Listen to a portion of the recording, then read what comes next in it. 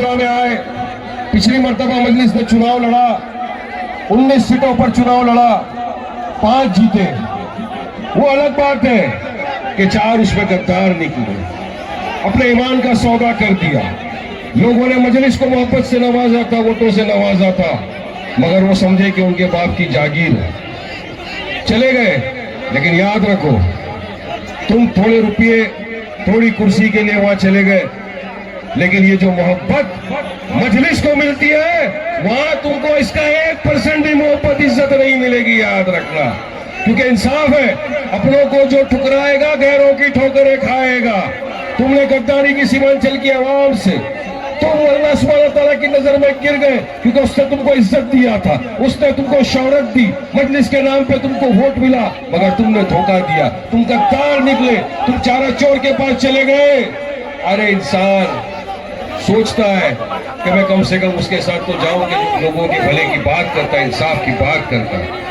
आज देश भर में आप देख रहे हैं, हम देख रहे हैं कि किस तरह से मजलूमों पर, हमारे दलित भाइयों पर, पिछड़े हुए वर्ग पर, मुसलमानों पर जहां कहीं भी अन्याय होता है, जुल्म होता है, चाहे मॉब लिंचिंग हो, चाहे गौरक्षक के नाम पे मार दिया जाता है, चाहे हिजाब की बात आ जाए, चाहे वक़्फ़ के नाम पर हमारी मदरसों को, मस्जिदों को, हमारी खानकाहों को छीनने की बात आ जाए, हर शोबे पर अगर आपके और हमारी तरफ से कोई इंसाफ की बात करता है तो कोई और नहीं, आपका मेरा नेता बैरिस्टर असदुद्दीन ओवैसी साफ करते हैं ना।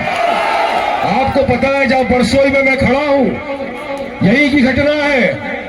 इलेक्ट्रिसिटी के लिए जब यहां पर धरना हुआ था, कुछ बच्चे संविधान तरीके से धरने में गए थे, एसडीएम के इशारे पे 2 जन को गोली मार दी गई थी।